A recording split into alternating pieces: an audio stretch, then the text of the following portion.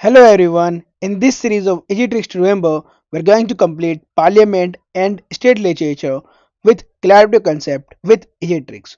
दोस्तों, हमने last video में ना जो मैं आपको ये सारा स्लाइड्स दिखा रहा हूँ ना, ये सब हमने कंप्लीट कर लिया था, याद कर लिया था, समझ लिया था। नाउ अब हम इससे आगे जो है इस चैप्टर को कंप्लीट करते हैं पार्लियामेंट को। पार्लियामेंट एक बड़ा चैप्टर है, लेंथी चैप्टर है, तो इसको समय लगेगा, ठीक है। और इसको याद करवा रहा हूँ मैं आपको, पूरी पॉलिटी याद करा रहा हूँ इस सीरीज के अंदर, ठीक है। और दोस्तों देखो, अब ये सीरीज जो है ना हमारे इजी टेक्स्ट टू रिमेंबर इतनी फेमस हो गई यूट्यूब के ऊपर कि अब टीचर्स भी ना इस सीरीज से ना हेल्प ले रहे हैं, ठीक है। टीचर्स भी हमारी सीरीज से ना बेनिफिट ले रहे हैं, इस सीरीज को पसंद कर रहे हैं। आप इस कमेंट को पढ़ सकते हो, ठीक है। ये सीडीएस और एनडीए के लिए पढ़ाते हैं, ठीक है। अब आगे बढ़े। देखो, आपने ये मूवी देखोगे सुपर 30, इसके अंदर एक फेमस डायलॉग है कि ये अमीर लोग ना अपने लिए खुद चिकना सड़क बनाए हैं और हमारी राह में ना ऐसा बड़ा बड़ा गड्ढा खोद दिए हैं, लेकिन यही सबसे बड़ी गलती कर गए वो। क्यों? हमको छलांग लाना सिखा गए। और दोस्तों, मैं आपसे यही बोलना चाहूँगा कि ये मैटर नहीं करता कि आप किस फैमिली बैकग्राउंड से आते हो, ठीक है। अब राजा का बेटा राजा नहीं बनेगा, अब राजा वो बनेगा जो हकदार होगा, ठीक है। आप छलांग मारोगे अब, ठीक है। और यही एग्ज़ाम है यूपीएससी जो आपको छलांग मारने का अपॉर्चुनिटी देती है, ठीक है। तो इसके लिए ना आपको कड़ी मेहनत करनी पड़ेगी, हार्ड वर्क करना पड़ेगा, ठीक है। और गाइडेंस के लिए ना मैं हूँ आपके साथ, डोंट वरी, ठीक है। और इस सीरीज में तो मैं आपको पूरी पॉलिटी लक्ष्मीकांत याद करा रहा हूँ, ठीक है। तो किस बात की टेंशन आपको, ठीक है। तो इस सीरीज के तो आपको बेनिफिट्स पता ही है ना, कि सब कुछ आप रिवाइज कर लोगे, रिकॉल कर पाओगे। एग्जाम ओरिएंटेड है, प्रीलिम्स और मेंस दोनों की प्रिपरेशन साथ कर रहे हैं हम। प्रीलिम्स के पीवाईक्यू भी डिस्कस कर रहे हैं सीरीज के अंदर। कॉम्प्रिहेंसिव कवरेज है, दैट मीन्स कि हम सारे चैप्टर्स लक्ष्मीकांत के कवर कर रहे हैं, ठीक है। और सुनो दोस्तों, ये आपके स्टेट पीसीएस और अदर कॉम्पिटेटिव एग्जाम के लिए भी ये बेनिफिशियल है। और दोस्तों, ये सीरीज मैंने बनाई किस लिए? देखो, आप मल्टीपल टाइम्स रीडिंग करते हो लक्ष्मीकांत की, और होता क्या है कि आप 4 से 5 बार रिवाइज कर लेते हो बुक को, ठीक है। फिर जब 6, 7, 8 टाइम्स आप चाहते हो ना कि आप लक्ष्मीकांत को रिवाइज कर लो, तो ये बहुत ज़्यादा बोरिंग हो जाती है, ठीक है। किसी चीज़ को ना बार बार पढ़ने से ना वो बोरियत सी आ जाती है। जब बोरिंग हो जाता है ना तो फिर पढ़ने का मन नहीं करता। फिर बोरिंग जब हो जाता है कोई चीज़, जब पढ़ने का मन नहीं करता ना आपका, फिर आप उसे पढ़ते भी नहीं हो, ठीक है। और फिर वो चीज़ आपको याद नहीं हो पाती। इसलिए मैंने ये सीरीज बनाई है, ताकि आप सब कुछ याद कर पाओ आसानी से, ठीक है। With easy tricks, with clarity of concept, ठीक है। ताकि ये बुक जो है ना आपके पास, ये लक्ष्मीकांत की जो बुक, ये आपका हलवा बन जाए, ठीक है। इसे पढ़ना आपके लिए हलवा बन जाए, आप सब कुछ याद कर पाओ इसके अंदर, ठीक है, जो भी इस लक्ष्मीकांत बुक के अंदर है, ठीक है। क्योंकि हम कुछ भी नहीं छोड़ रहे, जो भी लक्ष्मीकांत के लिए, लक्ष्मीकांत के अंदर इंपॉर्टेंट है ना एग्जाम के लिए, हम सब कवर कर रहे हैं सीरीज के अंदर। तो अब याद रखना हो जाएगा आपके लिए आसान, ठीक है। जो हमारे पुराने स्टूडेंट हैं, ठीक है, उनके तो मुझे नाम भी याद हो गए, उनके कमेंट्स आते रहते हैं तो मैं पढ़ता रहता हूँ, ठीक है। वो जानते हैं इस सीरीज के क्या क्या बेनिफिट्स उनको मिलने हैं, ठीक है। और जो न्यू है ना, मैं उनसे ये बोलूंगा कि इस वीडियो को ना लास्ट तक देख लेना, आपको समझ में आ जाएगा कि इस सीरीज से आपको क्या बेनिफिट मिलने वाला है, ठीक है। लास्ट तक मत छोड़ो, आप वीडियो के 10 मिनट्स तक वीडियो देख लेना बस, ठीक है। और या फिर कोई सी भी एक वीडियो देख लेना ये ट्रिक्स रिमेंबर की, हमारी पॉलिटी की, ठीक है। अब इस लेक्चर को स्टार्ट करते हैं और इस पार्लियामेंट चैप्टर को ना बाइंड अप करते हैं, सब कुछ याद करते हैं इसके अंदर, ठीक है। तो हम यहाँ से स्टार्ट करने वाले हैं इसको, कि बजट के अंदर क्या क्या मिलेगा आपको। तो बजट कंटेंट करता है आ फ्यू क्या है यहाँ पर? ए से है एक्चुअल रिसिप्ट्स एंड एक्सपेंडिचर, और एफ से हमारा फिजिकल एंड इकोनॉमिक पॉलिसी, और ई से हमारा estimates of receipts and expenditure, और डब्ल्यू से हमारा ways and means to raise revenue. और एक बात और दोस्तों, वेज एंड मीन्स एडवांस जो है ना, आरबीआई वाला जो इनका फंक्शन है, ये मैं आपको इकोनॉमी में पढ़ा चुका हूँ, ठीक है, PT 65 के अंदर। तो मैं आपसे एक बात और बोलूंगा दोस्तों, स्टेटिक आप पढ़ ही रहे हो, ठीक है, आप PT 65 और कर लो, आप प्रीलिम्स रेडी हो जाओगे, प्रीलिम्स के लिए तैयार हो जाओगे, ठीक है। आप प्रीलिम्स आराम से क्वालिफाई कर लोगे।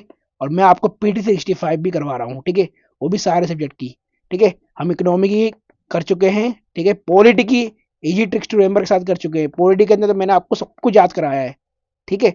इकोनॉमी की कर चुके हैं, एनवायरनमेंट की वीडियो मैंने आपको दे दी है। अब जो आएगी साइंस एंड टेक की, उसे भी कंप्लीट करेंगे, ठीक है दोस्तों। तो आपको याद हो गया होगा कि बजट के अंदर आपको क्या क्या मिलेगा। तो एक्चुअल रिसीप्ट्स एंड एक्सपेंडिचर मिलेगा, और एफ से आपको फिजिकल एंड इकोनॉमिक पॉलिसी देखने को मिलेगी, ठीक है। और ई से यहाँ पर क्या मिलेगा, estimates of receipts and expenditure. और ये रिसिप्ट्स और एक्सपेंडिचर क्या होता है ये मैं आपको इकोनॉमी में पढ़ा रहा हूँ क्विक रिवीजन सीरीज के अंदर, ठीक है। और डब्ल्यू से क्या आपका ways and means to raise revenue. अब आगे बढ़ते हैं दोस्तों। और एक बात और दोस्तों, देखो ये हमारी लक्ष्मीकांत की बुक है, तो इसके अंदर हम सब कुछ कवर कर रहे हैं और कुछ भी नहीं छोड़ रहे, ठीक है। मैं आपको बुक इसलिए दिखाता हूँ ताकि आपको ये विश्वास हो कि हम इसके अंदर कुछ नहीं छोड़ रहे। आप एक बार बुक देख लेना और इसके अंदर जो मैं पढ़ा रहा हूँ उसे मैच कर लेना, कोई टॉपिक नहीं छोड़ते हम। और ये हमारा एक्टिव रिकॉल चैप्टर वाइज हमारा यह क्या है, क्वेश्चन बैंक है। और इससे आपको क्या करना है, एक्टिव रिकॉल करना है। इस वीडियो को देखने के बाद आप ये सब कुछ एक्टिव रिकॉल कर पाओगे, और ऐसा कुछ भी नहीं होगा जिसका आपको आंसर नहीं पता होगा इस वीडियो को देखने के बाद, ठीक है, इस सीरीज को कंप्लीट करने के बाद। ठीक है दोस्तों, चलो आगे बढ़ते हैं और इस वीडियो को, इस चैप्टर को कंप्लीट करते हैं। With regard to the enactment of the budget, Constitution has defined the relative roles of both houses of parliament, that is DMR। तो आपको दोस्तों अगर बजट पास करना है ना पार्लियामेंट के अंदर, तो पार्लियामेंट में आपको पता है कि भैया राज्यसभा होता है हमारे पास, प्लस लोकसभा होता है। फिर बिल इन दोनों में पास होने के बाद कहाँ जाता है, आपके प्रेसिडेंट के पास जाता है, प्रेसिडेंट के एसेट के लिए जाता है। बट जब आप बजट की बात कर रहे हो ना, तो मैंने आपको बताया है कि बजट के अंदर क्या क्या कंटेन है, ठीक है, बजट के अंदर क्या क्या मिलेगा आपको। तो अगर आपको बजट पास करना है ना, तो बजट के अंदर बता रखा है कॉन्स्टिट्यूशन ने कि लोकसभा की क्या पावर होगी और राज्यसभा की क्या पावर होगी। तो देखो दोस्तों, डी से यहाँ पर है हमारा डिमांड फॉर ग्रांट्स। तो डिमांड ऑफ ग्रांट्स के अंदर ना, डिमांड फॉर ग्रांट्स के लिए Lok Sabha has exclusive privilege to vote on demand for grants and Rajya Sabha can only discuss it. और इसके ऊपर प्रीलिम्स में क्वेश्चन आ चुका है आपका, ठीक है दोस्तों। आप इसके क्वेश्चन सोल्व कर लेना PYQ, ठीक है, बाकी मैं कराऊंगा ये आपको, ठीक है, और भी सीरीज के अंदर आगे। तो ये प्रीलिम्स के लिए इंपॉर्टेंट है और प्रीलिम्स में इसके ऊपर क्वेश्चन बनते हैं आपके दोस्तों, ठीक है। तो लोकसभा की एक्सक्लूसिव प्रिविलेज है, एक्सक्लूसिव पावर है, ठीक है। डिमांड फॉर ग्रांट्स के लिए वो वोट कर सकते हैं लोकसभा के अंदर, और राज्यसभा सिर्फ और सिर्फ इसको डिस्कस करेगा, ठीक है। वोटिंग पावर नहीं है राज्यसभा के पास, ठीक है। एम से यहाँ पर क्या है, मनी बिल और फिनांस बिल, ठीक है। तो dealing with money bill with taxation has to be introduce only in Lok Sabha. अब इसके अंदर ये बात हो रही है कि मनी बिल हो चाहे फाइनेंस बिल हो, जो टैक्सेशन के साथ डील करता है ना, वो सिर्फ और सिर्फ इंट्रोड्यूस हो सकता है कि इसके अंदर लोकसभा के अंदर। और ये सब चीज़ें मैं आपको पढ़ा चुका हूँ, ठीक है। आर से यहाँ पर क्या है, Rajya Sabha has to return the money bill और फिनांस बिल, वो भी कौन सा, कैटेगरी 1 वाला, ठीक है, ये भी मैं पढ़ा चुका हूँ। फिनांस बिल होता क्या है, देखो इधर आ जाओ। तो ये मैं बता चुका हूँ कि फिनांस बिल आपको टाइप 1 टाइप 2 दो तरीके के मिलेंगे, और इसके बीच में डिफरेंस भी बता चुका हूँ, ठीक है। इसे रिकॉल करो क्या बताया था मैंने। देन तो राज्यसभा को ना बिल, जो मनी बिल है और जो फाइनेंस बिल है ना, जब भी राज्यसभा के पास जाएगा, और राज्यसभा के पास ना तो वोटिंग पावर है इसके पास, केवल केवल वो क्या कर सकता है, डिस्कस कर सकता है, ओनली डिस्कस, ठीक है। तो ना वो वोट करेगा, ना ही वो कुछ इसके अंदर अमेंडमेंट कर सकता है। दैट मीन्स कि वो सिर्फ और सिर्फ रिकमेंडेशन दे सकता है किसको, लोकसभा को। और उसको ये 14 डेज के अंदर अंदर जो है लोकसभा के पास क्या करना पड़ेगा, इसे वापस भेजना पड़ेगा, ठीक है, लोकसभा के पास रिटर्न करना पड़ेगा, ठीक है। जो भी मनी बिल और फाइनेंस बिल राज्यसभा के अंदर आएंगे डिस्कशन के लिए, उन्हें 14 डेज के अंदर इसको भेजना है कहाँ, लोकसभा के पास ही, ठीक है। अगर वो नहीं भेजती दैट मीन्स कि वो डीम टू बी पास माना जाता है, ठीक है दोस्तों। आगे बढ़ते हैं।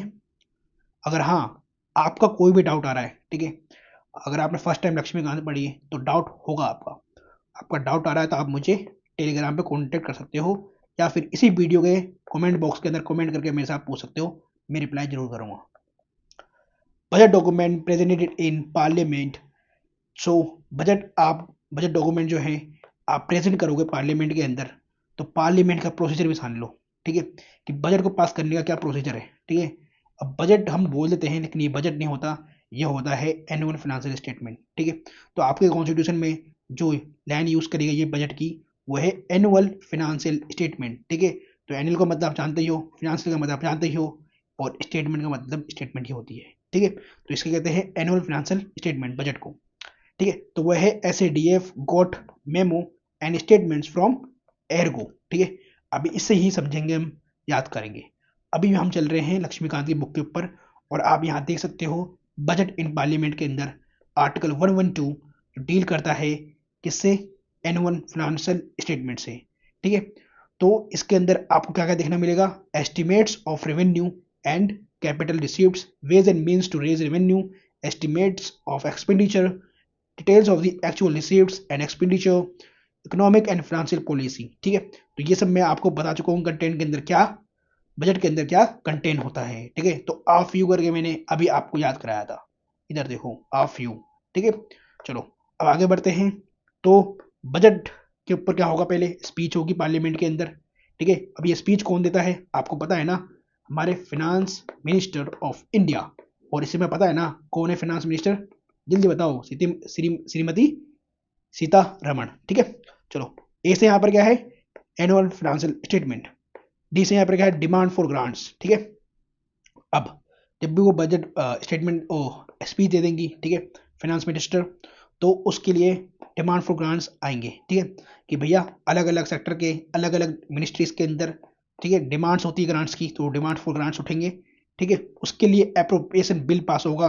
ठीक है, फिर होगा फाइनेंस बिल, और जब भी फाइनेंस बिल पास हो जाएगा समझ लो तुम्हारा बजट पास हो गया। ठीक है, अब आगे मेमो का मतलब memorandum explaining the provisions of finance bill. ठीक है, तो मेमोरेंडम निकलेगा एक, जिसके अंदर एक्सप्लेन करेंगे कि भैया फाइनेंस बिल के अंदर हमने क्या क्या रखा है। ठीक है, इस साल के लिए, आने वाले साल के लिए। स्टेटमेंट क्या होगी, तो F R B M statements होंगी, दैट इज एमएमएस। और F R B M act आपको पता है ना, आप इकोनॉमिक्स में भी पढ़ते हो। ठीक है, फिजिकल रिस्पॉन्सिबिलिटी एंड आगे बताओ बजट मैनेजमेंट। ठीक है, एक्ट, तो इसके अंदर आपको मिलेगा एमएमएस। ठीक है, that is macro economic framework statement, medium term physical policy statement, physical policy strategy statement.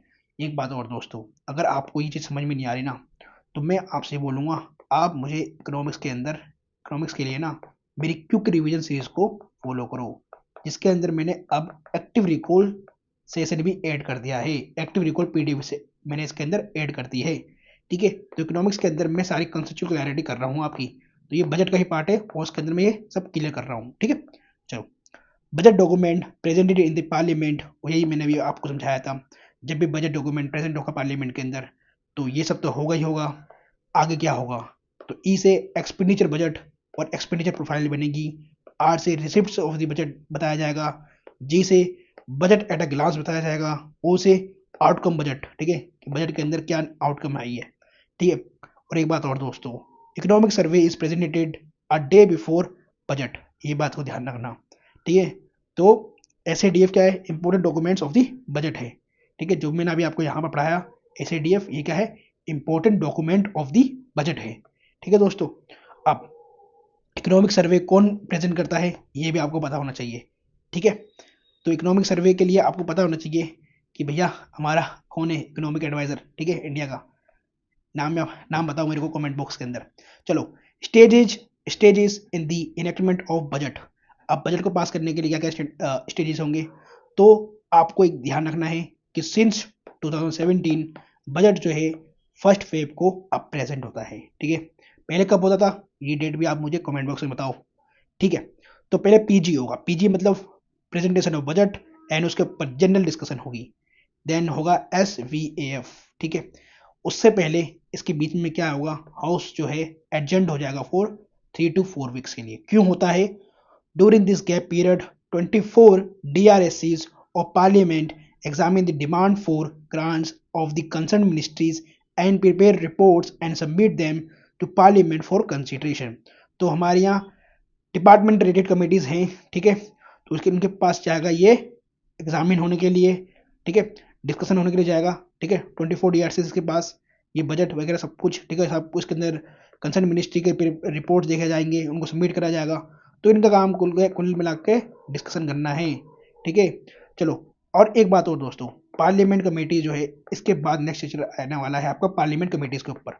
उसके अंदर मैं ये सारे कमेटीज़ के बारे में बताऊंगा, सारे प्रोसीजर को डेप्थ में बताऊंगा। ठीक है, अभी थोड़ा वेट करो।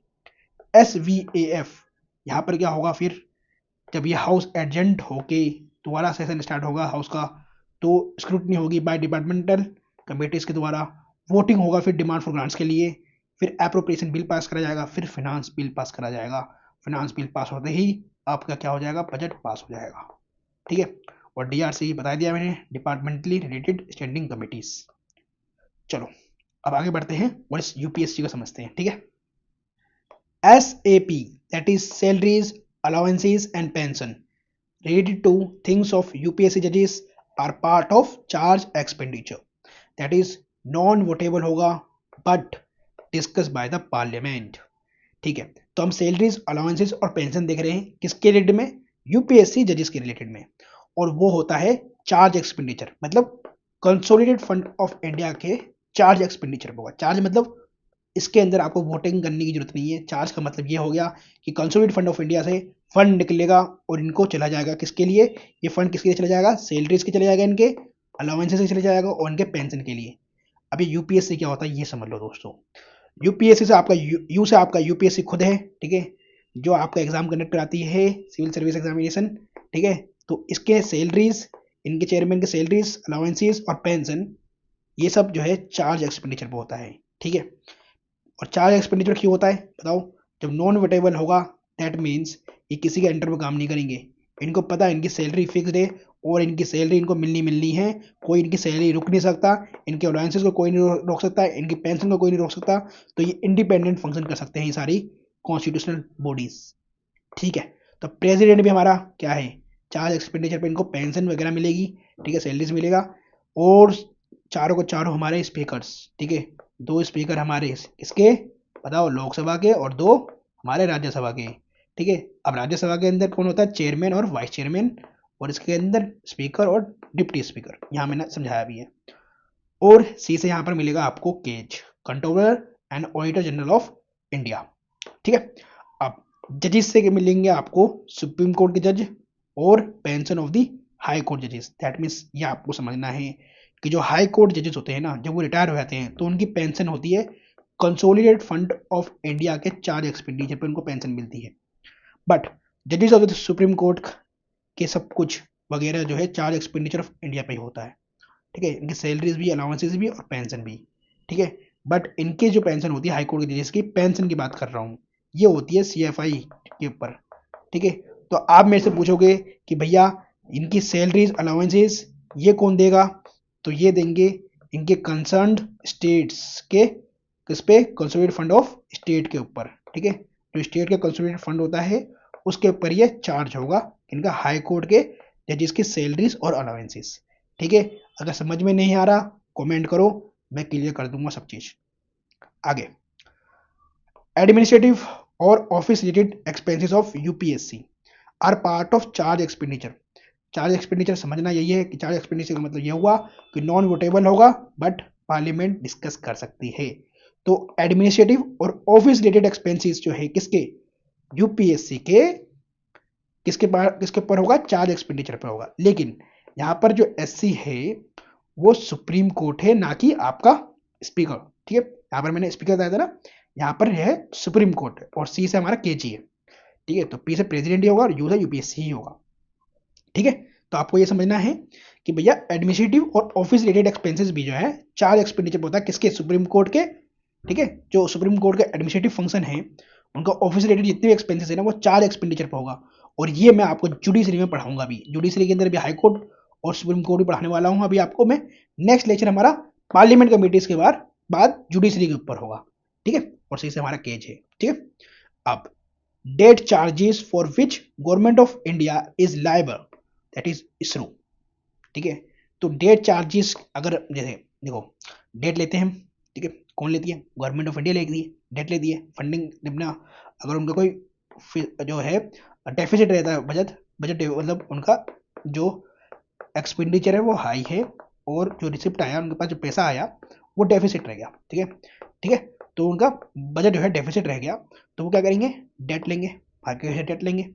ठीक है, तो डेट के चार्जेस रहेंगे ना। ठीक है, for which government of India is liable, तो गवर्नमेंट ऑफ इंडिया जो है लायबल होगा देने के।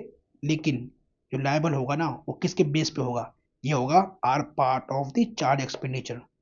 दैट मीन्स कि भैया जो भी गवर्नमेंट डेट ले रही है ना, ठीक है, तो किसके बेस पे ले रही है, एज अ कोलेक्टर कौन है, तो ये हमारा चार्ज एक्सपेंडिचर है कंसोलिडेटेड फंड ऑफ इंडिया का। तो ये मैं बार बता रहा हूँ, ये नॉन वोटेबल होता है चार्ज एक्सपेंडिचर, लेकिन इसको पर हम पार्लियामेंट डिस्कस कर सकती है। तो इंटरेस्ट, सिंकिंग फंड, ठीक है, ऐसे sinking fund charges, redemption charges, ओ से other expenditure related to raising of loans and service and redemption of debt, इन सब ये जो होता है, ये जो गवर्नमेंट करती है खर्चा पर्चा जो भी ये सब लेती है, इंटरेस्ट वगैरह जो पे करती है, वो कंसोलिडेटेड फंड ऑफ इंडिया का चार्ज एक्सपेंडिचर करती है। ठीक है, बस इतना ही समझना है, और ये आपके प्रीलिम्स के लिए इंपॉर्टेंट है। अब आगे बढ़ते हैं। Charge expenditure that is non votable but discuss bye the parliament is साज दो। साज दो मतलब अभी मैंने आपको पढ़ाया कि हम salary allowances pension edit things जो है यूपीएससी जजेस के, वो चार्ज एक्सपेंडिचर पे होता है। अभी मैंने आपको पढ़ाया administrative office related expenses of UPSC, यहाँ पर एस है सुप्रीम कोर्ट, नोट स्पीकर, ये सब किसके होता है, चार्ज एक्सपेंडिचर होता है कंसोलिडेटेड फंड ऑफ इंडिया के, सीएफआई के। ठीक है, जैसे मैंने बताया था जेएडी, जैसे जजमेंट और डिग्री, ये सब जो देना होता है to satisfy the judgment decree, ये भी चार्ज एक्सपेंडिचर होता है। डेट चार्जेस भी चार्ज एक्सपेंडिचर होता है, अभी इसरो समझाया मैंने। और वैसे any other expenditure as declared by the parliament, ये वाला, ठीक है, ये भी होता है चार्ज एक्सपेंडिचर ऑफ सीएफआई पे। ठीक है, अब पेट कट मोशंस पढ़ते हैं। पेट कट मोशंस, तो ये कट मोशंस को समझते हैं। देखो, ये कट मोशंस जो है कौन पास करेगा, आप एक बात बताओ, कट मोशंस अपोजिशन पास करेंगे, क्यों, क्यों, वो चाहते हैं कि भैया जो डिमांड फॉर ग्रांट है ना, ये रिड्यूस हो जाए। ठीक है, तो to reduce any demand for grant, ये जो कट मोशन है, ये चाहेंगे अपोजिशन वाले, ठीक है, जो प्रेजेंट गवर्नमेंट है उनके खिलाफ ये पास करने के लिए। ठीक है, अगर ये पास करते हैं, दैट मीन जो पॉलिसी है उसके अंदर इनका जो बजट है ना, जो इनका जो मनी देने वाले हैं, पैसा देने वाले हैं, वो हो जाएगा कम। ठीक है, तो ये होते हैं कट मोशंस। ठीक है, ये मैंने आपको हिंदी में समझाया है, दैट इज मैंने इसको आपको थोड़ा भी बेसिक समझाया है, अभी इसको थोड़ा डीप में समझते हैं। तो आपको मिलेगा पेड कट मोशंस। ठीक है, पी से है आपका policy cut motions, that is policy CM. ठीक है, तो पॉलिसी सीएम के अंदर क्या होता है, जो भी आपको बजट एलोकेट हुआ था, जो भी मनी एलोकेट हुआ था, वो रिड्यूस्ड हो जाएगा ₹1, मतलब ₹1, मतलब जो भी बजट था आपका 1 लाख करोड़ का, ठीक है, वो ₹1 हो जाएगा। ठीक है, तो उसके लिए चाहिए स्ट्रॉन्ग डिसअप्रूवल। ठीक है, members can advocate alternate policy, तो जो भी मेंबर्स होंगे वो एडवोकेट कर सकते हैं कोई अल्टरनेट पॉलिसी के लिए। ठीक है, अभी मैं आपको जो है ना ये याद करा रहा हूँ और थोड़ा समझा दे रहा हूँ, आपको लक्ष्मीकांत में से इसको डीपली पढ़ना है। ठीक है, इस चीज़ का ध्यान रखना, मैं एज्यूम करके चलता हूँ कि आप लक्ष्मीकांत एक बार सही से पढ़िए, बस इतना ही एज्यूम करता हूँ मैं, इससे ज़्यादा नहीं कर रहा, इसलिए मैं सब कुछ आपको समझाता भी हूँ। ठीक है, याद करा देंगे साथ साथ। ठीक, ई से यहाँ पर क्या है, economy CM, that is economy cut motions. यहाँ पर क्या होगा, रिड्यूस बाय स्पेसिफाइड अमाउंट। ठीक है, तो देखो मैं थोड़ा इसके अंदर एक और डिफरेंस बताता हूँ। पॉलिसी कट मोशन मतलब पॉलिसी को ही कट मार दो, दैट मीन्स आपने ₹1 कर दिया, तो पॉलिसी तो कट हो गई, है ना। जब उसको ₹1 मिलेगा तो ₹1 से क्या कर लेगा वो, तो पॉलिसी तो कट होगी, that is policy cut motion. Economy cut motion मतलब आपकी थोड़ी इकोनॉमी जो है कम हो जाएगी, तो reduce by specified amount represent the economy that can be affected. ठीक है, टी से यहाँ पर क्या है, token CM, token cut motion. Token मतलब ₹100 का टोकन काट दो, ₹200 का टोकन काट दो, तो ये क्या होगा, टोकन काटना। तो reduce by ₹100, that is minimal distributable चाहिए। और जो भी बजट था, जैसे कि एग्जाम्पल के लिए 500 करोड़ का जो बजट हुआ था एलोकेट किसी चीज़ के लिए, वो उसके अंदर बस कितने रुपए काट दो, ₹100 काट दो, ₹100 काट दो बस। ठीक है, तो ये इसके लिए सिर्फ क्या चाहिए, मिनिमल डिस्ट्रीब्यूटेबल चाहिए, दैट इज वेंटिलेट स्पेसिफिक ग्रेवेंसीज। ठीक है, अब इसको ज़्यादा डीप में मत जाओ, सिर्फ इतना समझा करो ये चीज़। ठीक है, प्रीलिम्स के लिए आपके यही इंपॉर्टेंट है। और ये कट मोशन ये भी समझने के लिए इंपॉर्टेंट है कि मेंस में अगर क्वेश्चन आता है ना कि अपोजिशन के पास क्या टूल है बजट को कंट्रोल करने के लिए, या फिर बजट के अगर कुछ भी ऐसा प्रोविजंस हैं, ठीक है, जो बजट जो है ज़्यादा ही एलोकेट हो गया किसी चीज़ के लिए, तो अपोजिशन का काम क्या होगा, तो मेंस में आपके आंसर राइटिंग में यहाँ पर ये लिखने का काम आ जाएगा। ठीक है, चलो, significance of cut motions lies in आयर। ठीक है, ये भी वही बात कर रहा था ना मेंस की। तो आई से यहाँ पर क्या है, initiates a concentrated discussion on specific demand for grant. ठीक है, जब ये कट मोशन पास हो जाएंगे, तो डेट मीन्स आप जो अपोजिशन वाले हैं या फिर जो भी मेंबर्स हैं पार्लियामेंट के, उन्होंने इनिशिएट कर दिया है कि भैया इसके ऊपर जो है ना डिस्कशन अच्छी खासी होनी चाहिए इस स्पेसिफिक डिमांड फॉर ग्रांट के ऊपर। ठीक है, आर से यहाँ पर क्या है, uphold the principle of responsible government. ठीक है, यही तो बात बता रहा हूँ मैं भैया, रिस्पॉन्सिबल गवर्नमेंट कैसे होगी? ठीक है, कुछ भी गलत ना होने देना, कुछ भी आर्बिट्री गलत नहीं होने देना। तो ये कट मोशंस क्या हैं? ऐसा टूल काम कर रहे हैं रिस्पॉन्सिबल गवर्नमेंट बनाने के लिए। ठीक है, आगे बढ़ते हैं। हाँ, appropriation bill is introduced to provide for the appropriation out of consolidated fund of India for money required to meet DE। ठीक है, तो appropriation bill जो है वो इंट्रोड्यूस क्यों होता है? फॉर द appropriation, मतलब appropriation का मतलब आपने इजाजत दे दी है कि आप कंसोलिडेटेड फंड ऑफ इंडिया से ना पैसा निकाल सकते हो, मनी निकाल सकते हो टू मीट डीई। डीई का मतलब क्या है? डी से demand for grants voted bye the Lok Sabha. ठीक है, लोकसभा के अंदर ही तो ये डिमांड वोटिंग होती है डिमांड फॉर ग्रांट्स के लिए, राज्यसभा में तो होती नहीं है। तो लोकसभा ने जो वोटिंग करके पास कर दिया डिमांड फॉर ग्रांट्स के लिए, तो उसका मतलब ये है कि सीएफआई से, कंसोलिडेटेड फंड ऑफ इंडिया से आप ये अमाउंट जो है निकाल के आप मिनिस्ट्री को अलोकेट कर सकते हो। उसके लिए आपको करना क्या होगा? एप्रोप्रिएशन बिल पास करना होगा, अगर आपको सीएफआई से पैसा निकालना है तो।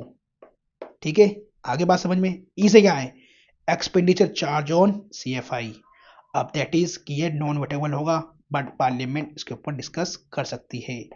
ठीक है, तो जो भी एक्सपेंडिचर चार्ज होगा सीएफआई पे, दैट मीन्स, और ये किसके लिए होता है ये मैं आपको पढ़ा चुका हूँ, यूपीएससी। ठीक है, याद करो, है ना। यू से यूपीएससी है, पी से प्रेसिडेंट है, एस से स्पीकर्स भी है, और एस से क्या है? सुप्रीम कोर्ट भी है, और सी से क्या था? केज। ठीक है, तो इन सबों के जो एक्सपेंसेस होते हैं वो चार्ज होता है किसके ऊपर? कंसोलिडेटेड फंड ऑफ इंडिया के ऊपर।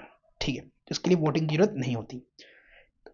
Appropriation bill can not be amended, ये भी ध्यान रखना, एप्रोप्रिएशन बिल के अंदर अमेंड नहीं हो सकता एक बार आ गया तो। ठीक है, but finance bill can be amended, finance bill जो है अमेंड हो सकता है, इस चीज का ध्यान रखना। ठीक है, आगे बढ़ते हैं। Other grants. ठीक है, अब ये अदर ग्रांट्स के अंदर क्या क्या आता है? ठीक है, तो अंडर एक्स्ट्रा ऑर्डिनरी और स्पेशल सर्कमस्टांसेस में ना हम स्वीट पास करते हैं। ठीक है, तो स्वीट क्या होता है? एड एस से यहाँ पर आपका सप्लीमेंट्री ग्रांट। सप्लीमेंट्री ग्रांट नाम से पता चल रहा है कि आप सप्लीमेंट कर रहे हो। दैट है, that is supplements if insufficient fund. ठीक है, फंड जो है इनसफिशियंट रह गया। ठीक है, कोई मिनिस्ट्री का जो है काम था, ठीक है, और उस काम के लिए जो फंड एलोकेट हुआ था उसको, वो इनसफिशियंट रह गया उस काम के लिए। ठीक है, तो हम सप्लीमेंट ग्रांट दे सकते हैं। ठीक है, इन केस अगर उसके पास पैसा जो है इनसफिशियंट रह गया, फंड जो है इनसफिशियंट रह गया। ठीक है, तो ऐसा हो सकता है जो एक्सपेक्टेड होता है, क्या पता उससे ज़्यादा खर्चा हो गया। ठीक है, तो उससे ज़्यादा खर्चा हो गया तो उसके लिए हम सप्लीमेंट्री ग्रांट पास कर सकते हैं। We vote of credit, in case of unexpected demand we take credit. Unexpected demand उठ गई, ठीक है, ये एक्सपेक्टेड नहीं था, अनएक्सपेक्टेड हुआ, तो ये वोट ऑफ क्रेडिट जो है ना, it is like a blank cheque given to the executive by the Lok Sabha. तो ये एग्जीक्यूटिव पावर होती है। ठीक है, वोट ऑफ क्रेडिट ये लोकसभा के द्वारा दी जाती है, लोकसभा के द्वारा एग्जीक्यूटिव्स को, कि वो क्या कर सकते हैं? क्रेडिट ले सकते हैं, लोन ले सकते हैं। ठीक है, फॉर अनएक्सपेक्टेड डिमांड के लिए। ठीक है, इसे यहाँ पर क्या है? Exceptional grant. अब एक्सेप्शनल नाम से पता चल रहा है एक्सेप्शनल है, दैट इज स्पेशल पर्पज के लिए, एक्सेप्शनल इज स्पेशल होना चाहिए। इसे यहाँ पर क्या है? Excess grant. एक्सेस मतलब स्पेंड इन एक्सेस। ठीक है, एक्सेस में ज्यादा खर्चा करना है, स्पेंड करना है। ठीक है, ए से यहाँ पर क्या है? Additional grant. एडिशनल मतलब need arisen for some new service, that is additional मतलब आपको न्यू सर्विस के लिए पैसा चाहिए, it is new service is added. टी से यहाँ पर क्या है? Token grant, reappropriation of funds. Token grant का मतलब क्या होगा भैया? देखो, तो ये जो आया था, देखो ये कट मोशन, ठीक है, तो आपका पैसा कट गया। ठीक है, किसी भी चीज में आपको पैसे की ज़्यादा जरूरत पड़ेगी तो रीअप्रोप्रिएशन ऑफ फंड करना है आपको, तो जो डिस टोकन ग्रांट पास करोगे, token done for the sake of appearance, reappropriation taking back और यूजिंग इट न्यू और डिफरेंट वेज। ठीक है, समझ में आया? नहीं आया तो कमेंट करो। ठीक है, मैं आपको समझा रहा हूँ, इससे लिंक करना है इसको। ठीक है, कि टोकन कट गया आपका, तो आपको टोकन ग्रांट पास करना है। ठीक है, आपको पैसा कम हो गया कहीं से, तो आपको रीअप्रोप्रिएशन करना है। ठीक है, आपको रीअप्रोप्रिएशन का मतलब क्या है? अप्रोप्रिएशन आप क्यों करते हो? आपको सीएफआई से पैसा निकालना होता है। ठीक है, आगे बढ़े, चलो। Three kinds of funds for the central government. अब थ्री काइंड्स ऑफ फंड हैं फॉर द सेंट्रल गवर्नमेंट, और ये मैं आपको याद करा चुका हूँ। आर्टिकल 266 में मिलेगा आपको CFI, consolidated fund of India और पब्लिक अकाउंट ऑफ इंडिया, और 267 में मिलेगा आपको कंटीजेंसी फंड ऑफ इंडिया। ठीक है, आर्टिकल 267। तो ये आर्टिकल सर आपको सही से याद रखने हैं। ठीक है, इसके ऊपर प्रीलिम्स में एक बार क्वेश्चन भी आ रखा है, एक या दो तीन बार आ रखा है, तो इसको सही से याद कर लेना। ठीक है, चलो। Parliament express a lack of confidence in the government in the following ways. तो जो पार्लियामेंट है ना, वो अपना कॉन्फिडेंस जो है ना, जैसे कि मैं आपको एग्जांपल देता हूँ, देख दैट इज कि आपका नो कॉन्फिडेंस मोशन कब पास होता है पार्लियामेंट के अंदर या लोकसभा के अंदर, लोकसभा वोट ऑफ कॉन्फिडेंस आता है ना। ठीक है, जैसे मोशन ऑफ थैंक्स पास होता है लोकसभा के अंदर, नो कॉन्फिडेंस मोशन भी लोकसभा के अंदर आता है। ठीक है, तो नो कॉन्फिडेंस मोशन कब पास होता है, जब ऐसा लगता है कि भैया कोलिशन गवर्नमेंट थी, अब वो कोलिशन गवर्नमेंट के जो कुछ मेंबर्स है ना, वो खफा हो गए, ठीक है, प्रेजेंट गवर्नमेंट से, और वो अपना गठबंधन तोड़ना चाहते हैं, तो भैया कॉन्फिडेंस कम हो गया, ठीक है, प्रेजेंट गवर्नमेंट के ऊपर। तो डेट मीन्स कि भैया उनके पास वोट ऑफ कॉन्फिडेंस नहीं है, उनके पास पूरे नंबर नहीं है, पूरे नंबर मतलब पूरे फुल सपोर्ट नहीं है। ठीक है, जैसे कि अभी कोलिशन गवर्नमेंट है बीजेपी की, ठीक है, तो ऐसा हो सकता है, एग्जाम्पल दे रहा हूँ, ठीक है, कि भैया जो टीडीपी पार्टी है, टीडीपी बोल रहा हूँ, हाँ टीडीपी तो है, ठीक है, तो आंध्र प्रदेश के जो चंद्रबाबू नायडू हैं वो अपना समर्थन हटा ले, ठीक है, एनडीए से, ठीक है, और बिहार के भी जो है हमारे सीएम, ठीक है, नीतीश कुमार जी, ये भी अपना हाथ डाले, तो भैया कॉन्फिडेंस जो है लेक हो गया, ठीक है, गवर्नमेंट के ऊपर। तो ऐसे में जो है, जो ये सारे हमारे पास मोड हैं, ठीक है, मोडम हैं, जिससे हम ये साबित कर सकेंगे कि भैया उनके पास कॉन्फिडेंस है गवर्नमेंट के पास या नहीं, ठीक है, उनके पास फुल मेजोरिटी है या नहीं गवर्नमेंट चलाने के लिए।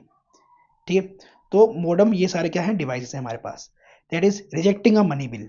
अगर मनी बिल रिजेक्ट हो गया ना दोस्तों, दैट मीन्स ये एक तरीके का नो कॉन्फिडेंस मोशन ही हुआ।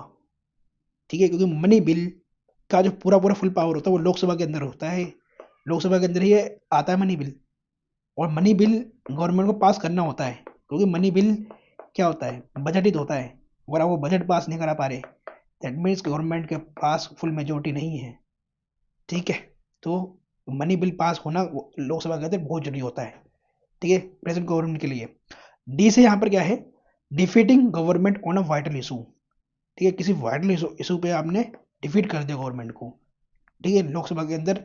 ठीक है, एम से यहाँ पर क्या है, सब मोशंस। अब ये मैं आपको सब मोशंस पढ़ा चुका हूँ, जैसे पेट cut motion, policy cut motions, economic cut motions, token cut motion, कांट मोशंस, जैसे सेंसर मोशन पास कर देना, एडजमेंट मोशन पास कर देना, नो कॉन्फिडेंस मोशन। अब एक बात और दोस्तों, नो कॉन्फिडेंस मोशन पास करने के लिए, हिलाने के लिए, आप एक बात बताओ कितने मेंबर्स के सपोर्ट की जरूरत होती है, ये मुझे कमेंट बॉक्स में बता दो। या मोशन ऑफ थैंक्स कब होता है, ये भी बता दो मुझे कमेंट के अंदर। ठीक है, इतना मैं एक्सपेक्ट करता हूँ कि आपको ये पता होना चाहिए।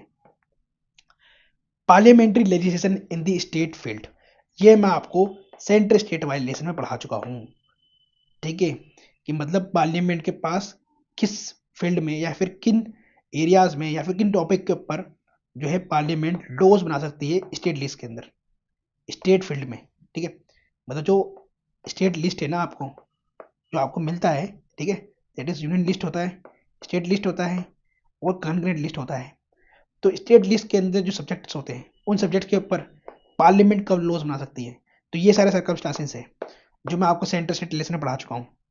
अगर आपने वो सेंट्रल स्टेट रिलेशन वाली वीडियो देख रखी है ना, देख लेना। जैसे आर्टिकल 249 है जो कहता है भैया राज्यसभा रेजोल्यूशन पास कर दे तब बना सकती है। 250 नेशनल इमरजेंसी, ठीक है, और ये 252 मैंने यहाँ पर बताया था, टू को लिंक करना, टू और मोर स्टेट्स जब रिक्वेस्ट कर दे पार्लियामेंट को कि भाई लॉ बनाओ, और यहाँ पर 253 तो 3 को लिंक करो सीएटी से, मतलब दैट इज की कन्वेंशन को पास करना है, एग्रीमेंट, ट्रीटीज, इन सब के लिए क्या करती है। इसके ऊपर देखो प्रीलिम्स में क्वेश्चन भी आया हुआ है कि पार्लियामेंट ना स्टेट फील्ड के अंदर लॉज बना सकती है, स्टेट सब्जेक्ट के ऊपर लॉज बना सकती है, अगर कोई उसे इंटरनेशनल कन्वेंशन के ऊपर उसे क्या करना है, इम्प्लीमेंट करना है, इंटरनेशनल कन्वेंशन को इम्प्लीमेंट करना है, तो वो बिना पूछे स्टेट से वो स्टेट फील्ड के अंदर लॉज बना सकती है, या फिर प्रेसिडेंट रूल लग जाए 356 या 365 में। और आर्टिकल 251 क्या होता है, यहाँ पढ़ लो समझ में आ जाएगा। ठीक है, आगे बढ़ते हैं।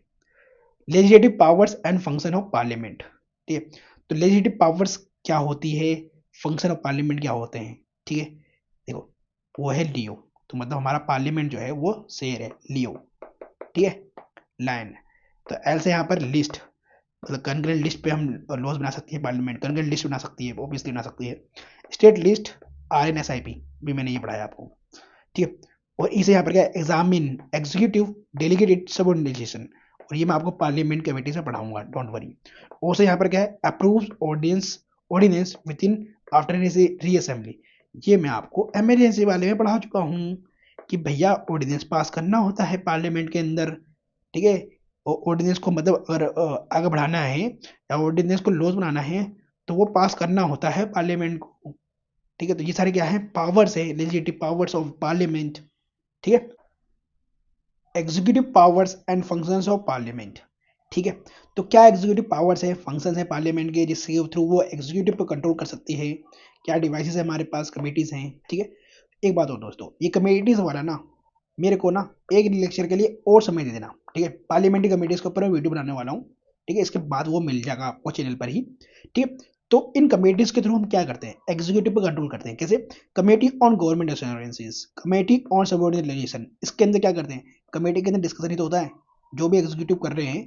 ठीक है, जो भी बिल पास कर रहे हैं, ठीक है, तो उस बिल के ऊपर डिस्कशन ही तो होता है। ठीक है, या फिर जो भी आप बजट पास कर रहे हो उनके ऊपर डिस्कशन ही तो होता है। कमेटीज ऑन पेटिशंस, ठीक है, committee on subordinate legislation, committee on government assurance, ये सब मैं पढ़ाने वाला हूँ आपको नेक्स्ट वीडियो के अंदर, डोंट वरी, समझाऊंगा।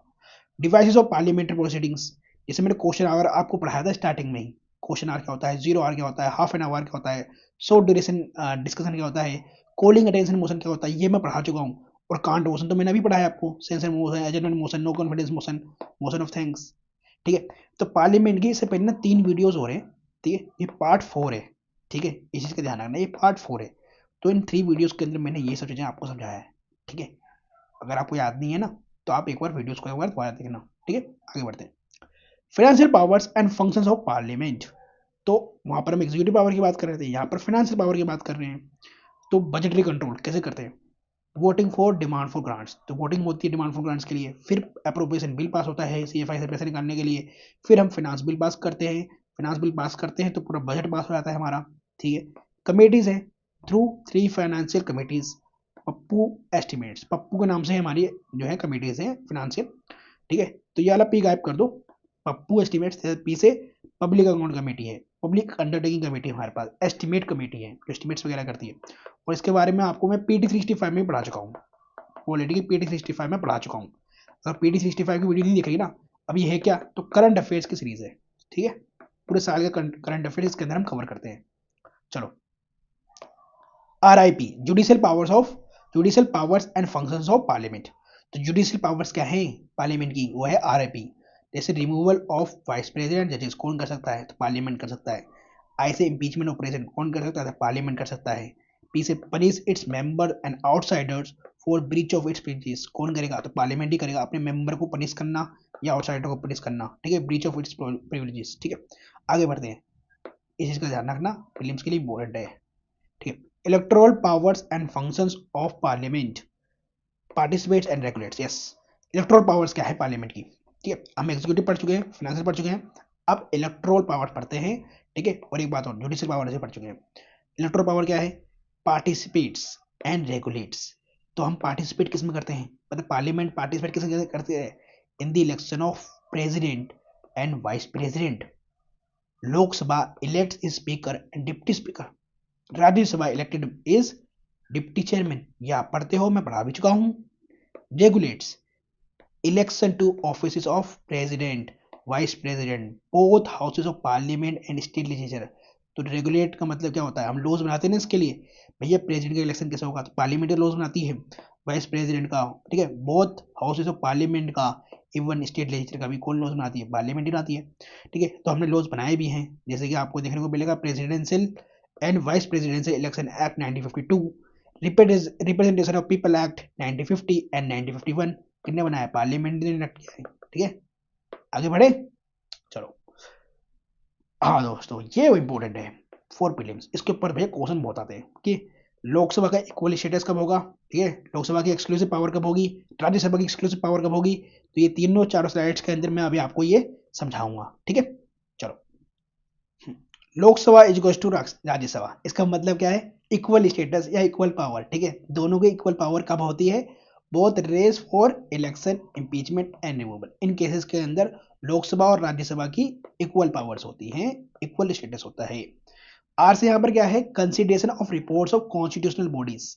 अब ये कॉन्स्टिट्यूशनल बॉडीज कौन सी होती है, जैसे कि यूपीएससी हो गई, ठीक है। तो कॉन्स्टिट्यूशनल बॉडीज जो है, जो रिपोर्ट देती है, ठीक है, पार्लियामेंट के अंदर, तो उनको कंसिडरेशन करना, दोनों की क्या है, इक्वल पावर होती है इसके अंदर, राज्यसभा की भी और लोकसभा की भी। इसे यहाँ पर क्या है, approval of proclamation of all three types of emergency. ये मैं आपको इमरजेंसी वाला चैप्टर पढ़ा चुका हूँ। ये तीनों प्रकार की जो इमरजेंसी होती है, उन तीनों प्रकार की इमरजेंसी को प्रोक्लेम करने के लिए अप्रूवल किसका चाहिए होता है, दोनों दोनों का चाहिए होता है, राज्यसभा का भी और लोकसभा का भी। Ordinances issued by the president, ठीक है, जो ऑर्डिनेंसेस इशू करते हैं प्रेसिडेंट, ठीक है, अगर कोई सेशन में नहीं होता है पार्लियामेंट, ठीक है, और लोकसभा और राज्यसभा सेशन में नहीं होती है, तो प्रेसिडेंट जो है ऑर्डिनेंस इशू करके कोई भी लॉ क्या कर सकते हैं, इम्प्लीमेंट कर सकते हैं। तो जब वो खत्म होने लगेगा, 6 मंथ्स का पीरियड होता है, ठीक है, वैलिडिटी का, जब खत्म होने लगेगा तो फिर उसको अप्रूवल कौन करेगा, पार्लियामेंट ही करता है, और उसके अंदर दोनों की इक्वल पावर होगी, लोकसभा और राज्यसभा की। आई से introduction and passage of OFC bills. OFC bill कौन कौन से होते हैं, ऑर्डिनरी, फाइनेंस और कॉन्स्टिट्यूशनल बॉडीज। तो इंट्रोडक्शन, पैसेज, ये सब कौन पार्लियामेंट के अंदर ही तो होता है, ठीक है, ये सारे। चलो, तो कॉन्स्टिट्यूशनल बॉडीज में तो पता है ना, कॉन्स्टिट्यूशनल अमेंडमेंट एक्ट जो आता है वो दोनों ही हाउस के अंदर पास होना चाहिए, लोकसभा के अंदर भी और राज्यसभा के अंदर भी, तब वो ऐसे के जाएगा प्रेसिडेंट के पास, ठीक है। चलो, ऐसे यहाँ पर क्या है, selection of ministers including the prime minister on can be members of other house. Yes, Manmohan Singh ji चले गए अब तो, ठीक है, अब तो नहीं रहे मनमोहन सिंह जी, ठीक है। तो ये राज्यसभा के मेंबर थे, कभी इन्होंने इलेक्शन नहीं लड़ा, फिर भी हमारे देश के प्रधानमंत्री रह चुके हैं, पीएम रह चुके हैं, ठीक है, एक्स पीएम रह चुके हैं हमारे इंडिया के। तो मतलब फॉर्मर पीएम रह चुके हैं। तो इसका मतलब क्या है, मतलब हमारे जो पीएम है, प्राइम मिनिस्टर है या मिनिस्टर्स हैं, वो दोनों हाउस से हो सकते हैं, ठीक है। निर्मला सीतारमण का मैंने एग्जांपल दिया था, वो राज्यसभा से हमारे सांसद है, बट हमारे क्या है, फिनांस मिनिस्टर हैं, ठीक है। चलो, तो रियल लाइफ एग्जांपल से जोड़ना बहुत जरूरी होता है, तभी याद रहती हैं चीजें।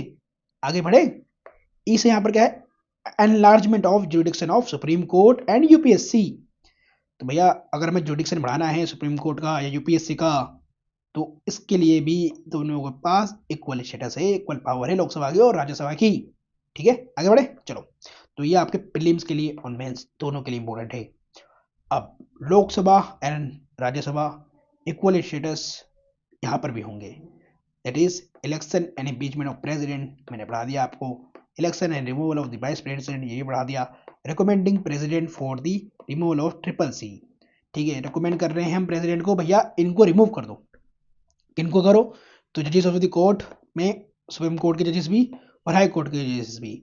लेकिन इसके लिए हमें क्या करना होता है, बताओ भैया, रेजोल्यूशन पास करना होता है पार्लियामेंट के अंदर, ऐसे थोड़ी ना, केज को रिमूव करना है, ठीक है। अब यहाँ पर सीईसी क्या है, जल्दी बता दो मुझे, चीफ इलेक्शन कमिश्नर, ठीक है। चलो आगे बढ़ते हैं। अब यहाँ पर देखो, यहाँ मतलब राज्यसभा की कम पावर है लोकसभा से, ठीक है, यहाँ पर लोकसभा की ज्यादा पावर है, ठीक है। तो स्पेशल पावर्स है of Lok Sabha in comparison to Rajya Sabha, वो किसमें है, तो joint money bill can not be discontinued with no confidence, that is joint, मतलब ज्वाइंट सीटिंग। ज्वाइंट सेटिंग होगी तो आपको पता है ज्वाइंट सेटिंग के अंदर सबसे ज़्यादा मेंबर्स किसके मिलेंगे, आपको लोकसभा के मिलेंगे। तो लोकसभा जो है इस पर प्रिवेल करता है, लोकसभा के जो मेंबर ज़्यादा होते हैं। तो भैया एक बात और, लोकसभा का स्पीकर भी स्पीकर ही प्रिसाइड करता है किसके अंदर, ज्वाइंट सेटिंग के अंदर।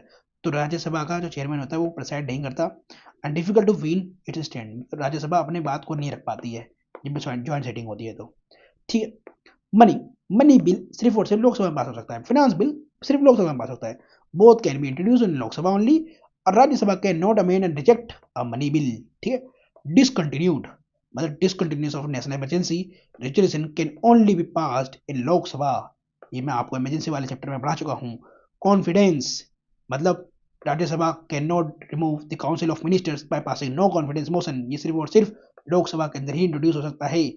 No confidence of motion. ठीक है, आगे बढ़ते हैं। अब यहाँ पर राज्यसभा की ज़्यादा पावर होगी किसके कंपेरिजन में? लोकसभा की। ठीक है, ये भी इम्पोर्टेंट है आपके प्रीलिम्स के लिए।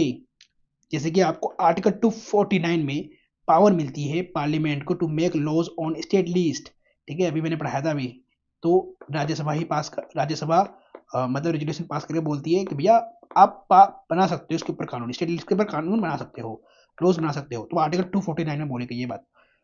ऐसे यहाँ पर क्या है? Authorise parliament to create a new all India service. अब ऑल इंडिया सर्विस कौन सी होती है? जिसकी आप तैयारी कर रहे हो, IAS IPS। ठीक है, तो ये ऑल इंडिया सर्विस है। तो आर्टिकल 312 में बोला गया है कि ये पार्लियामेंट जो है क्रिएट कर सकती है न्यू ऑल इंडिया सर्विस, लेकिन ये तब बोलेगी जब राज्यसभा बोलेगी। ठीक है, राज्यसभा बोलेगी मतलब राज्यसभा पास करेगी रेजोल्यूशन, तब होगा। ठीक है, बीस यहाँ पर क्या है? आर्टिकल 67 में बात करी गई है resolution for resolution for vice president removal can be introduce only इन राज्यसभा। बिल्कुल, क्यों बताओ? भैया राज्यसभा का जो वाइस प्रेसिडेंट होता है वो क्या होता है? चेयरमैन होता है। इसलिए सिर्फ और सिर्फ रेजोल्यूशन जो है राज्यसभा के अंदर ही पास हो सकते हैं। ठीक है, for the removal of vice president. इसे यहाँ पर क्या है? During all three emergency, article 352, 356, 360, if Lok Sabha is dissolved, इस मीन टाइम में लोकसभा डिसोल्व हो जाती है, इमरजेंसी लगी हुई है और लोकसभा डिसोल्व हो जाती है। ठीक है, तो proclamation remains effective even if it is approved by Rajya Sabha alone. तो इमरजेंसी जो है लगी हुई रहेगी कंट्री के अंदर, क्योंकि उसे राज्यसभा पास कर सकता है, राज्यसभा के पास ये पावर है। ठीक है, क्योंकि लोकसभा इस समय क्या है? डिसोल्व है। ठीक है, आगे बढ़े। और ये मैं आपको इमरजेंसी वाले चैप्टर में पढ़ा चुका हूँ।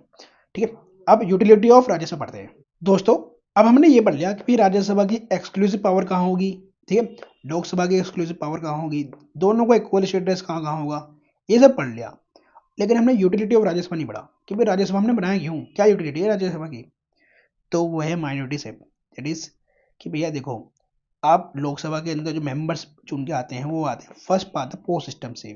दैट मीन जो मेजोरिटी में होते हैं लोग, वो इनको चुन लेते हैं और मेजोरिटी वालों की ये रिप्रेजेंटेशन बन पाती है लोकसभा के अंदर। ठीक है, और माइनॉरिटी ग्रुप्स वालों की जो रिप्रेजेंटेशन है वो नहीं बन नहीं पाती लोकसभा के अंदर, लेकिन राज्यसभा के अंदर बन जाती है। क्यों? यहाँ पर स्टेट के अंदर जो MLAs होते हैं वो वोट करते हैं और वो राज्यसभा के अंदर मेंबर चुन के देते हैं। ठीक है, तो यहाँ पर क्या है? माइनॉरिटी जो स्टेट्स हैं, ठीक है, जो माइनॉरिटी वाले हैं वो अपने रिप्रेजेंटेटिव भेज सकते हैं यहाँ पर। ठीक है, दैट मीन राज्यसभा की यूटिलिटी बन रही है पार्लियामेंट के अंदर। यहाँ पर समझो, minority groups are not adequately represented in Lok Sabha due to first part the post system election system, an indirect form of election through proportional representation system in Rajya Sabha ensures minority representation। ठीक है, और ये आपके mains में लिखने का काम आएगा। और क्या है? वो है शेफ से क्या है? Checks hasty defective careless and ill considered legislation. बिल्कुल, राज्यसभा भैया चेक तो करता है, डिस्कशन भी होता है बजट का, और इवन कई जगह तो राज्यसभा की इक्वल पावर है, जैसे कॉन्स्टिट्यूशन अमेंडमेंट बिल है। ठीक है, अब facilitates giving representation to experts eminents. ठीक है, तो प्रेसिडेंट जो है क्या करता है? 12% नॉमिनेट करता है किसके अंदर? राज्यसभा के अंदर। ठीक है, किस फील्ड के अंदर? Experts eminents. ठीक है, literature, art, science, social science, इन सारे फील्ड से जो मेंबर्स होते हैं, ठीक है, उनको 12 को नॉमिनेट करना होता है प्रेसिडेंट को इन राज्यसभा। ये मैं आपको पढ़ा चुका हूँ प्रेसिडेंट वाले चैप्टर के अंदर। अच्छा, ये मेंटेन करता है फेडरल इक्विलिब्रियम को। बिल्कुल बात सही है, हाँ जी, बात सही है। अब ये राज्यसभा की पढ़ ली। अब स्टेट में आएंगे तो स्टेट में आपको लेजिस्लेटिव काउंसिल मिलती है, जहाँ पर मेंबर ऑफ लेजिस्लेटिव काउंसिल होते हैं। ठीक है, एक होते हैं MLA, वो होते हैं लेजिस्लेटिव असेंबली के मेंबर, यहाँ पर लेजिस्लेटिव काउंसिल के मेंबर होते हैं। और ये आपको भारत में, हमारे देश के अंदर सिर्फ और सिर्फ 6 स्टेट से मिलेंगे, और ये मैंने आपको याद करा चुका हूँ तम्बुक से। ठीक है, अभी आप मुझे कमेंट बताना कि भैया कौन कौन से 6 स्टेट्स हैं वो। ठीक है, तो यहाँ पर बात बिल्कुल वैसे सही है, सेम है। ठीक है, यहाँ पर बस लेजिस्लेटिव काउंसिल हो जाएगा, और ये आपके MLC वाले के लिए हो जाएगा, लेजिस्लेटिव काउंसिल के मेंबर्स के लिए हो जाएगा मेंस में लिखने के काम में। ठीक है, चलो अब लेजिस्लेटिव काउंसिल्स और Rajya Sabha drags argument against बाइकैपिटलिज्म।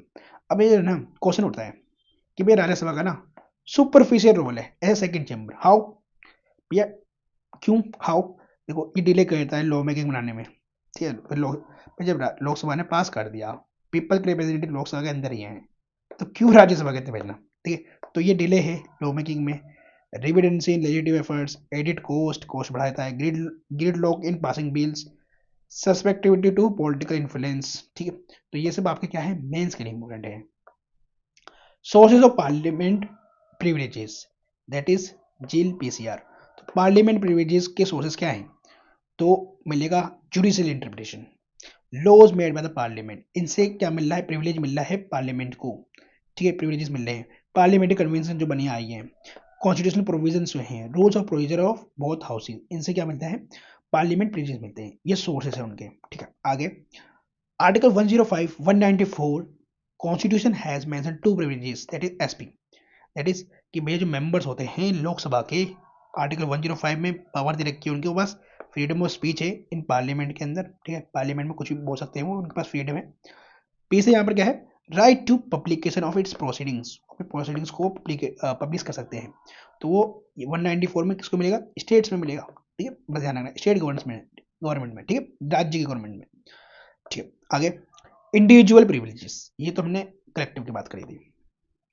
Individual privilege क्या है, एक मेंबर, इंडिविजुअल बंदे के पास क्या है, एक मेंबर ऑफ पार्लियामेंट के पास, तो वह है जेएलएफ बोलो सॉरी, जेएएफ, ठीक है, जेएएफ, दैट इज जैसे यहाँ पर क्या है, exempted from jury service when the parliamentary session, भैया पार्लियामेंट सेशन में है और एक मेंबर ऑफ पार्लियामेंट को ये बोला जा रहा है कि भाई गवाह देना आना, आपको गवाह देना आना कोर्ट के अंदर, ठीक है, आपको गवाह देना है, ठीक है। आपने जो एक वारदात देखी है, ठीक है, आप उसके एक चश्मदीद गवाह हो, तो ठीक है, आपने तो वो होते हुए देखा है, तो आपको ज्यूरी सर्विस के लिए बुलाया जा रहा है, लेकिन आप जो है नहीं जाने का बोल सकते हो, भैया मुझे नहीं देना ज्यूरी सर्विस, वो पार्लियामेंट सेशन के अंदर है, तो ये आपके पास एक प्रिविलेज है, इंडिविजुअल प्रिविलेज है। ऐसे यहाँ पर क्या है, can't be arrested with respect to civil cases, ठीक है, तो सिविल केसेस के लिए आपको अरेस्ट नहीं करा सकता, लेकिन कब नहीं करा सकता, ये अभी बढ़ाता हूँ। एफ, फ्रीडम ऑफ स्पीच है आपके पास पार्लियामेंट में, ठीक है, जो आप बोलोगे आप बोल सकते हो पार्लियामेंट के अंदर, आप कोई लायबल नहीं हो to any proceeding in the any court, ठीक है, जो आप बोल रहे हो पार्लियामेंट के लिए, उसके लिए आप किसी कोर्ट के अंदर आप नहीं जा सकते, आपके पास कोई प्रोसीडिंग नहीं चलेगा कोर्ट के अंदर, जो आप बोलना चाहते हो खुलकर बोलो पार्लियामेंट में, ठीक है। तो ड्यूरिंग सेशन में 40 days before 40 days after can not be arrested with respect to civil cases only, ठीक है। तो कोई एक मेंबर ऑफ पार्लियामेंट को अगर कोई सिविल केस चल रहा है तो उसको अरेस्ट नहीं कर सकते सिविल केसेस के मैटर में 40 डेज बिफोर और 40 days after the during the session, ठीक है। But can be arrested with respect to criminal cases के अंदर या प्रिवेंटिव डिटेंशन केसेस के अंदर उसको अरेस्ट करा जा सकता है मेंबर ऑफ पार्लियामेंट को, ठीक है। सिर्फ और सिर्फ ये काम मिलता है राइट, सिविल केसेस के अंदर मिलता है मेंबर ऑफ पार्लियामेंट को, ठीक है। आगे बढ़े, कलेक्टिव प्रिविलेजेस क्या है, ठीक है, मेंबर्स ऑफ पार्लियामेंट के पास, तो वो है पेयर्स एंड टू राइट्स में मैं आपको पहले बढ़ाता हूँ, ये दैट इज की right to receive and immediate information of the ADCIR, that means अगर किसी मेंबर को पार्लियामेंट को अरेस्ट करा जाता है, डिटेन करा जाता है ना, किसी कन्विक्शन में डाला जाता है, इम्प्रिजनमेंट करा जाता है, ठीक है, और उसको रिलीज करा जाता है ऑफ अ मेंबर, ये राइट टू रिसीव किसके पास है, ये राइट है इन कलेक्टिव कि भैया पार्लियामेंट, ठीक है, ए प्रिसाइडिंग ऑफिसर ये जान सकता है, उसके पास राइट है कि भैया किसी को अगर अरेस्ट करा जा रहा है, डिटेन करा जा रहा है, कन्विक्ट करा जा रहा है, तो उसके पास राइट है कि भैया किस लिए करा जा रहा है, ठीक है। तो इमीडिएट इन्फॉर्मेशन क्या उसके पास, पार्लियामेंट के पास या प्रिसाइडिंग ऑफिसर के पास ये राइट होता है कि वो जाने कि हमारे मेंबर ऑफ पार्लियामेंट को क्यों अरेस्ट करा गया है, क्यों डिटेन करा गया है, ठीक है। तो ये कलेक्टिव प्रिविलेजेस के अंदर है, ठीक है। Right to publish its RDP, reports, debates and proceedings, ये पब्लिश कर सकते हैं, ठीक है। अब इसके अंदर आते हैं, ध्यान रखना ये इंपॉर्टेंट है प्रीलिम्स के लिए। पीछे यहाँ पर है पेयर्स में punish members and outsiders for breach of its privileges, ठीक है, ये बात बिल्कुल बात सही है। और इसके ऊपर देखो प्रिविलेज के ऊपर जो है ना, ब्रीच ऑफ इट्स प्रिविलेजेस के ऊपर PT 365 में करंट अफेयर्स पे भी ये टॉपिक है और मैंने वहाँ पर ये पढ़ाया भी आपको, ठीक है। तो अपने मेंबर्स को, आउटसाइडर को ना ये पनिश कर सकते हैं अगर उन्होंने ब्रीच किया है प्रिविलेजेस का, ठीक है, और इट्स कंटेम्प्ट बाय AR, ठीक है। तो अगर कुछ कंटेम्प्ट करा है, ठीक है, एब्डोनिएशन, इम्प्रिजनमेंट या रेप्रीमेंट कुछ करा है तो, ठीक है। ऐसे यहाँ पर क्या है, no arrest within the area of the house without the permission of deciding officer, मतलब किसी मेंबर पार्लियामेंट को आप अरेस्ट नहीं कर सकते, मतलब पुलिस वाले अरेस्ट नहीं कर सकते अगर वो किसी हाउस के अंदर है या हाउस के बाहर है, ठीक है, एरिया ऑफ द हाउस के अंदर है, तो प्रिसाइडिंग ऑफिसर से परमिशन लेने के बाद ही अब प्रिसाइडिंग ऑफिसर कौन होगा, राज्यसभा में होगा हमारा चेयरमैन और लोकसभा में हमारा स्पीकर होगा। ठीक, सो ऐसे यहाँ पर क्या है, इंस्टीट्यूट जो है इंक्वायरी कर सकता है, ऑर्डर दे सकता है अटेंडेंस ऑफ द विटनेसेस का। आर से यहाँ पर क्या है, make rules to regulate its on procedure and conduct of the business. तो वो रूल्स बना सकते हैं, रेगुलेट कर सकते हैं अपने ऑन प्रोसीजर को ना, कंडक्ट ऑफ द बिजनेस के ऊपर रूल्स बना सकते हैं कौन, पार्लियामेंट। ऐसे यहाँ पर क्या है, कैन होल्ड सीक्रेट मीटिंग्स और exclude strangers to discuss some important matters. ठीक है, तो सीक्रेट मीटिंग कर रख सकते हैं, स्ट्रेंजर्स को बाहर निकाल के रख सकते हैं, है ना, बाहर निकाल देंगे मीटिंग वगैरह से, जो मेंबर ऑफ पार्लियामेंट नहीं है या जिनको नहीं बुलाया गया उनको बाहर निकाल सकते हैं। ठीक है, to discuss some important matters, और ये मैंने आपको पढ़ा दिया है। आगे बढ़ते हैं। देखो एक चीज और, राज्यसभा की सीट ना 7 ATP स्टेट्स में मिलेंगी। दैट इज राज्यसभा के राज्यसभा की सीट जो है असम के अंदर 7 है, तेलंगाना में 7 है, पंजाब में 7 है। ठीक है, अब मैं ये सब क्यों पढ़ा रहा हूँ, देखो Rajya Sabha seats all PG and north east except Assam states have 1 seat. ठीक है, तो PG मतलब पौंडीचेरी और गोवा में राज्यसभा के अंदर सिर्फ एक ही सीट मिलेगी। ठीक है, और नॉर्थ ईस्ट के अंदर एक्सेप्ट असम, यहाँ पर असम में मैंने अभी बढ़ाया आपको 7 सीट है राज्यसभा की, बाकी सब में कहा कितनी मिलेगी, 1 सीट है।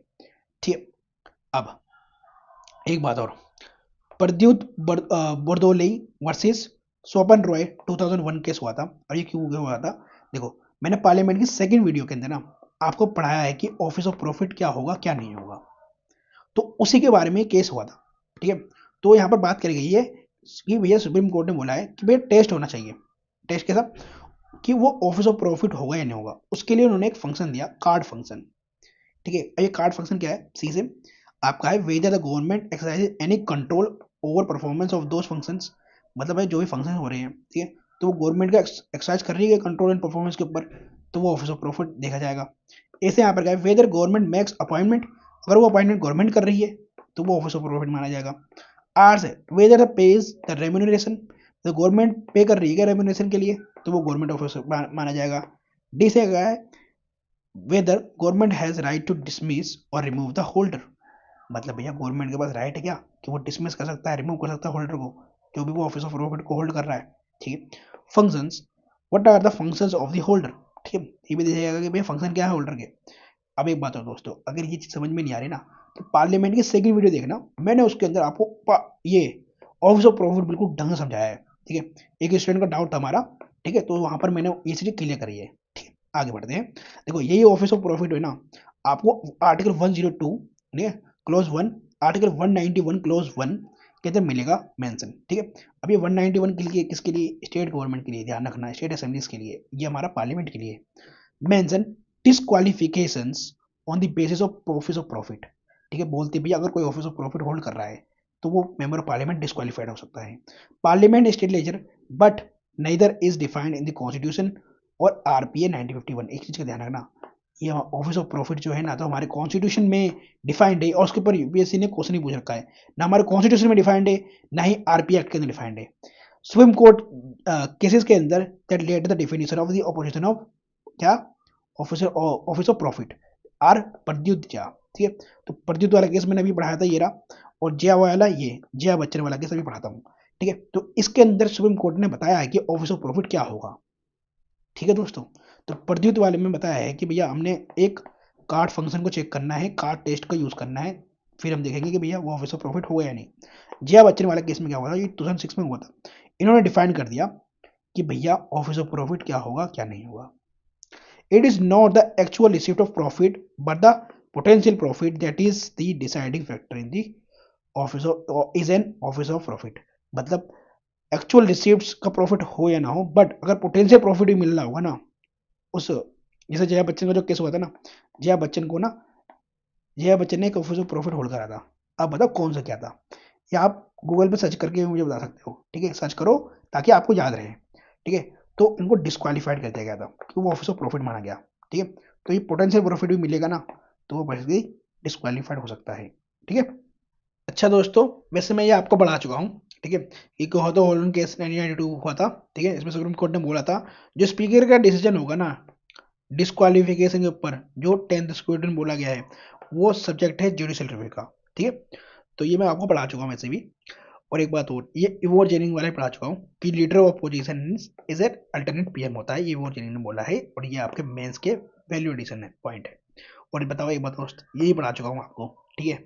तो हमारा इसी के साथ पार्लियामेंट चैप्टर कंप्लीट हो चुका है, ठीक है। पार्लियामेंट प्लस स्टेट लेजिस्लेचर को हमने कंप्लीट कर लिया है, ठीक है दोस्तों।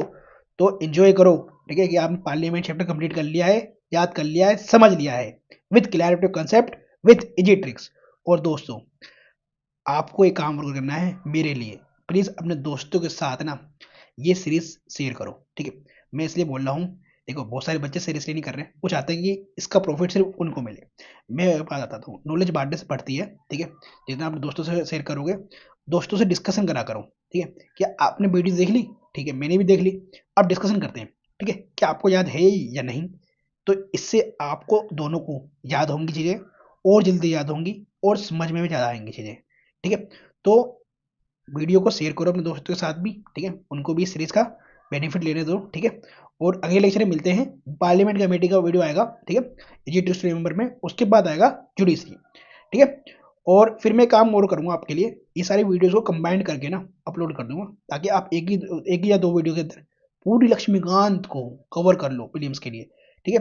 कम से कम इनको वीडियोस को ना 3 से 4 बार देख लेना, आपको बिल्कुल याद हो जाएगा सब कुछ, बिल्कुल सब कुछ याद हो जाएगा, ठीक है। तो नेक्स्ट वीडियो मिलते हैं, अभी के लिए इतना ही, बाय।